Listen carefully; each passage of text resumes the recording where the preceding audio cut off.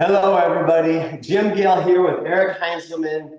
And today we're going to talk about self-reliance, about freedom, and we are going to learn how to cook, right? And I don't know how to cook yet. So the ability that Eric has as a master chef, top of his class, to simplify the cooking process. That's one of the reasons I'm so excited to share your message, brother. Thank you. Yes. Today we're going to do yuca, how to turn it into flour.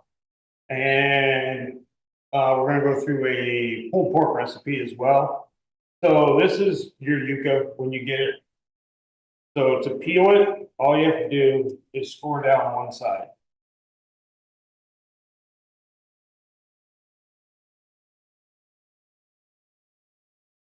That looked pretty easy. And then it will peel off in one piece. That's so cool.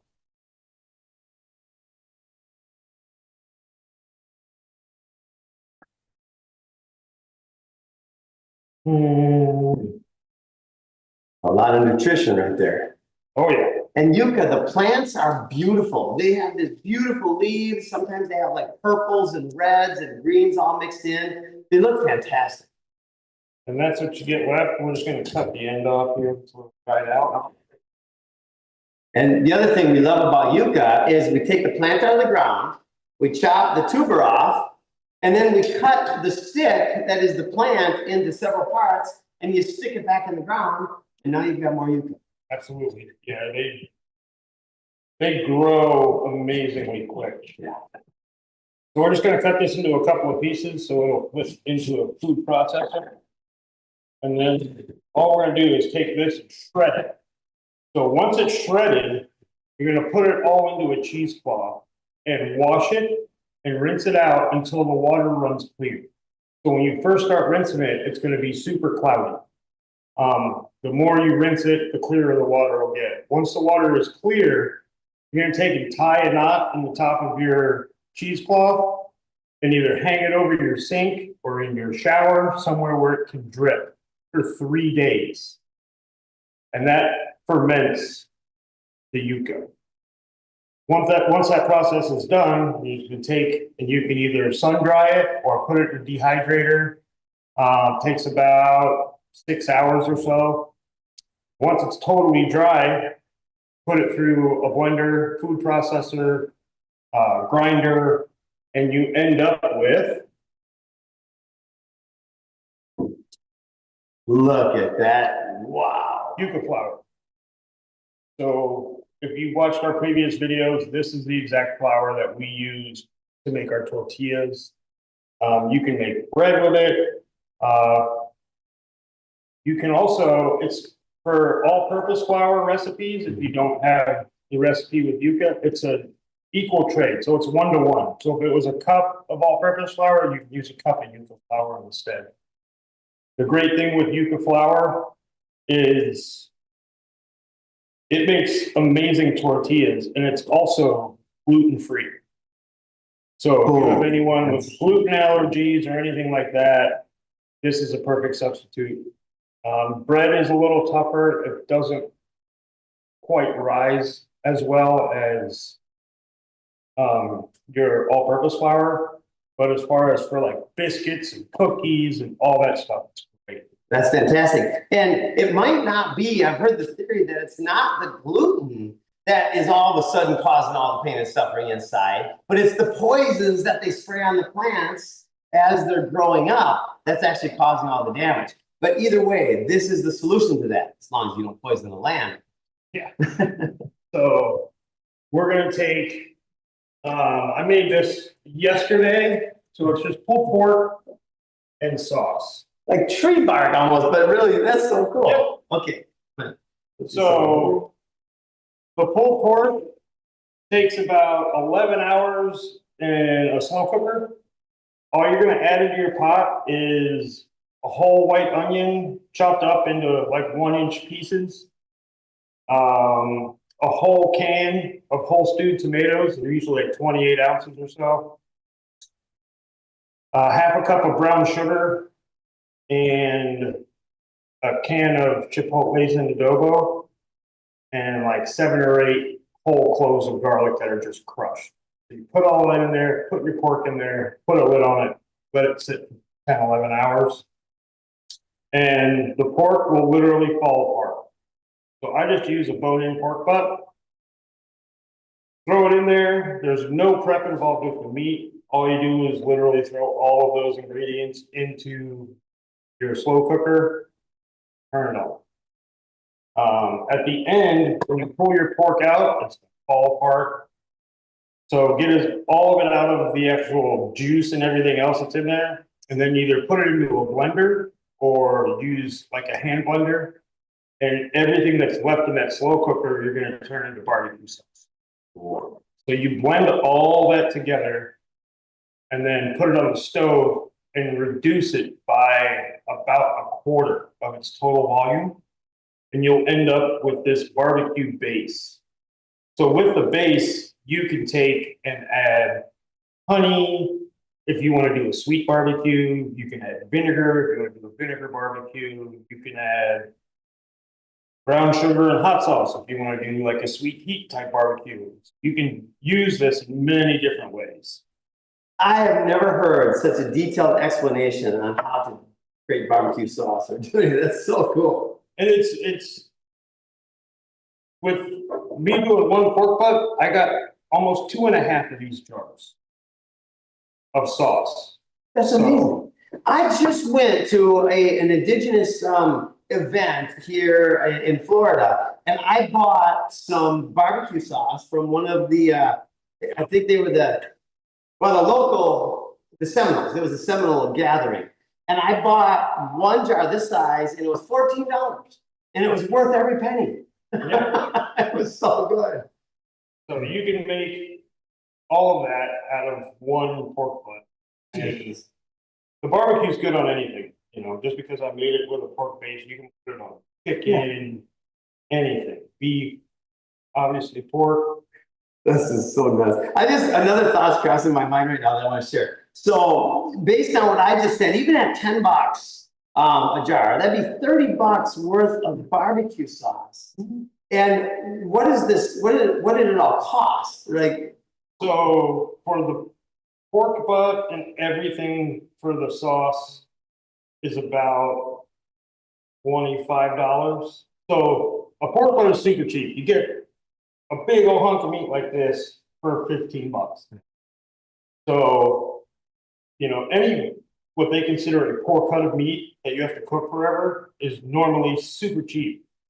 But once you learn how to cook it, it's the most delicious meat that is out there, because it's got the perfect ratio of meat to fat. As long as you can render that fat into the meat and not cut it off and cook it quickly, then it's unbelievable. that's absolutely amazing. So I just learned another huge thing that, yeah. Well, thank you for sharing those Absolutely. details. All right, what's next?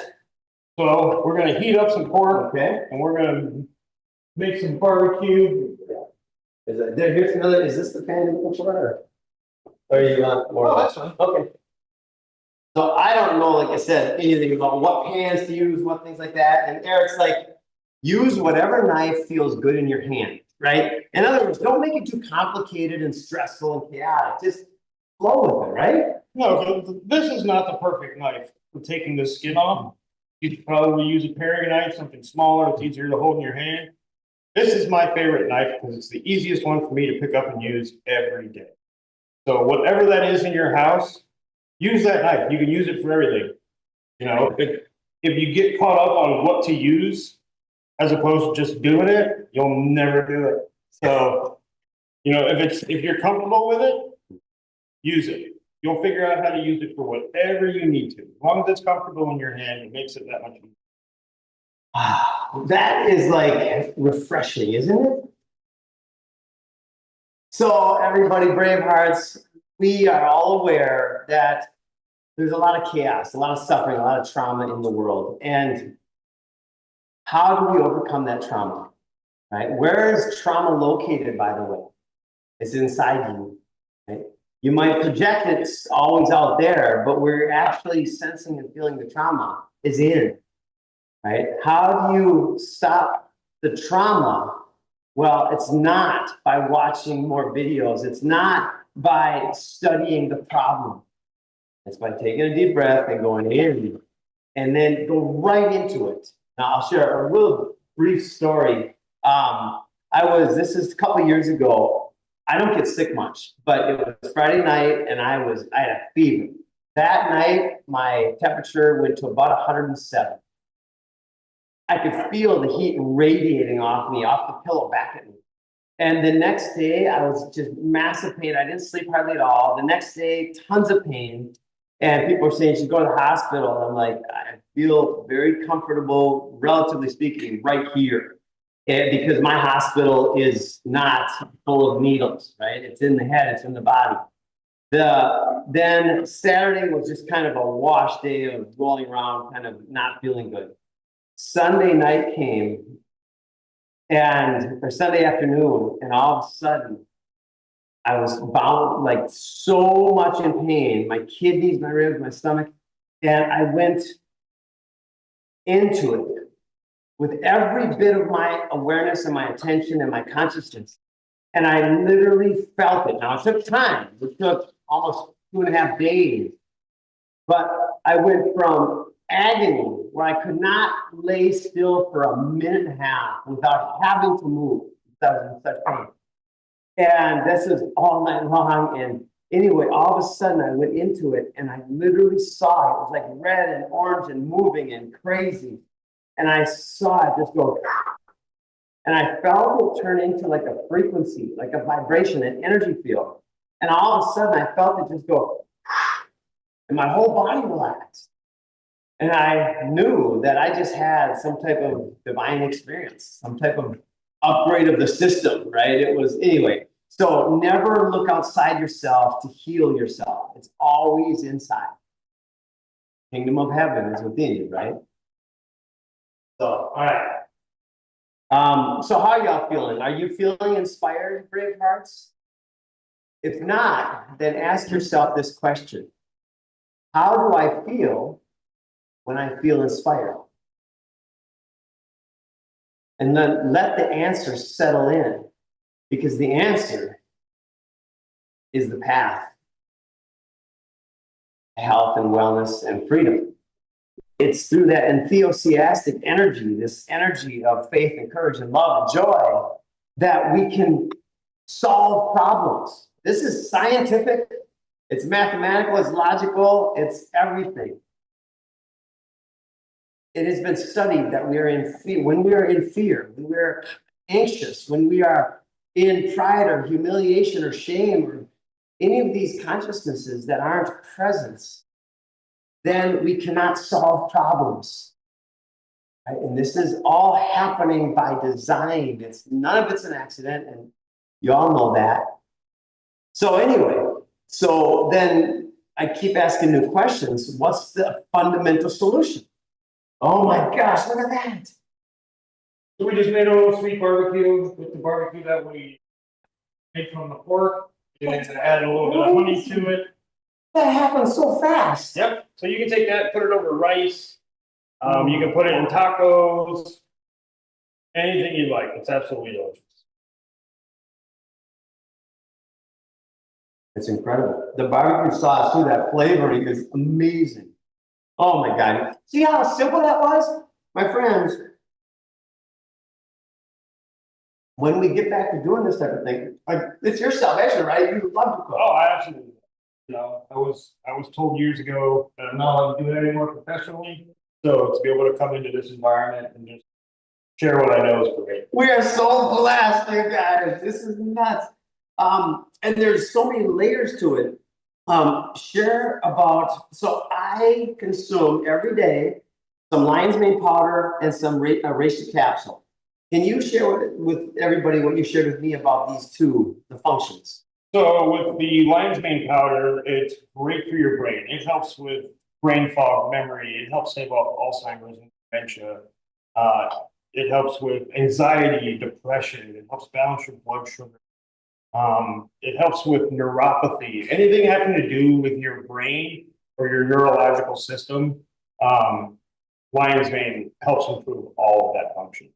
That sounds like a big deal, by the way. It is. So there's 2 active ingredients in lion's mane that can actually cross over the blood-brain barrier, which is why it actually helps the neurons in your brain fire. So it's great.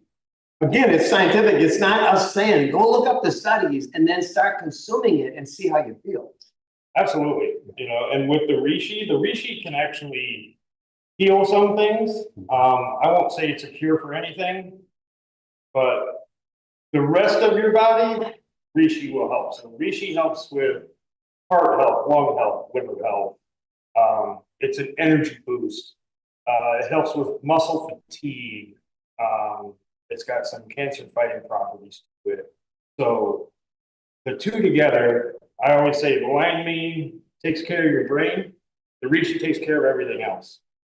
So between the 2 of them together, like they're powerhouses. So How big powerhouses? So then, if this is true, do your own research, test it and see if you feel the same. Then wouldn't it be a good thing to share how to do the whole process? Like, because Eric created a mushroom growing room. It was 8 by 12 feet? 8 by 12. 8 by 12. Now, in that mushroom grow, how many types of mushrooms do you have growing? Currently, we have 8 different varieties of mushrooms. So we've got the lion's mane, the reishi, we've got blue oyster, golden oyster, king trumpet, piapino, and chestnut. That's so cool. And every one of them has a different function, right? And a lot of overlap, but a lot of unique functionality too, like every single plant in our system, except for the GMO corns and soys. Those are weeds. Every other plant has a function, and mushrooms are one of the fundamental cores, right? Yes, and they're actually just starting to do studies in the United States on the medicinal properties of these mushrooms. They're doing studies on brain function in elderly and PTSD with vets, with ADHD in children. So I think in the very near future, you're going to see a massive influx in the use of these substances for good things for our kids. Yeah, for good things for our world. And it gets so much deeper than that. And this is where it gets really mind-blowing and fun. So can you share how much it costs you to build that mushroom grow room and how much can come out of that? So I built the whole thing for roughly $1,000. With that investment and that space, the potential for income is right around $10,000 to $15,000 a month in mushrooms. And then the byproduct. Then you have the spent blocks, which we take and add to our soil, or you can feed them to the worms when we get the worms. And so you have around 2,000 pounds, 1,500 pounds of dirt that it produces every month as well. And then we take that dirt and we mix it with worms, right? The worms come in and eat those mushrooms up. So they'll eat the mycelium, they'll eat the wood that is part of the block itself. That passes through the worms. We get dirt, worm castings, worm tea, all that stuff. And we'll take that and mix it with our compost and the coffee grounds that we get from our local coffee shops, and mix that all together and make really, really, really good. I mean, really good. And then we have a structure made of 3D printed steel. It's 8 foot by 24 foot. It has water catchment and it has the mushrooms. The worm castings are coming soon. We're building out this right now. And then a plant start area. And then we're here too with Jamie, and we are organizing effectively to share our surplus with the community. And this is the next phase for us. And Bill, your brother, keeps saying, this is what you got to do. And I couldn't agree more, by the way. And so how do we do that? So getting out into our local community and building not only the network with our local community, but the awareness in them that, you know, not only is this available, but it's not hard.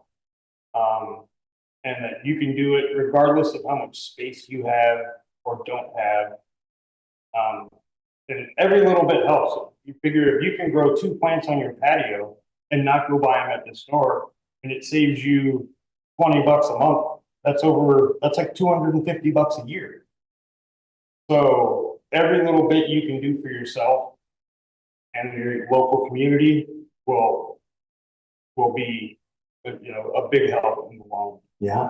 Isn't that fun? And then going into, like you said, the coffee shops, you just walked in and they give you all their excess. Yeah, so if you walk into any coffee shop, most of them keep their grinds for local people that are building a garden. And all you have to do is walk in and ask. And if they don't have them bagged up and sitting out ready to go, if you walk up to the counter and ask them, they'll have a designated trash can that's just coffee grounds. They'll just take the bag out and hand it to you. And a little itty bitty coffee shop generates usually like 50 or 60 pounds of coffee grounds a day.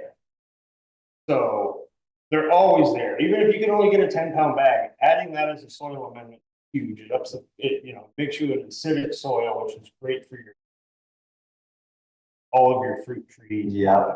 Yeah, we lost some blueberries because the soil was too alkaline. Now I just bought 6 more blueberry bushes, like 5 different varieties. And we started with coffee grounds and mycelial compost tea and all that. So we're feeling pretty good about the success of these plants. Yeah, they should do very well. So, my friends, this is it. This is the only way, at least in the physical world, to transition an unsustainable system on every level, frankly, to a regenerative system. It's by doing it, by going out, healing yourself, starting with your trauma, rise your energy to faith and courage, and then take steps towards freedom, brave hearts. It's up to us. Right? Absolutely. Yeah. Don't expect the government to come and save you. That hasn't worked out so good so far, right? So expect your neighbors, serve your neighbors, and by doing so, they'll want to serve you back, and everybody will. Absolutely. We're hopefully Saturday.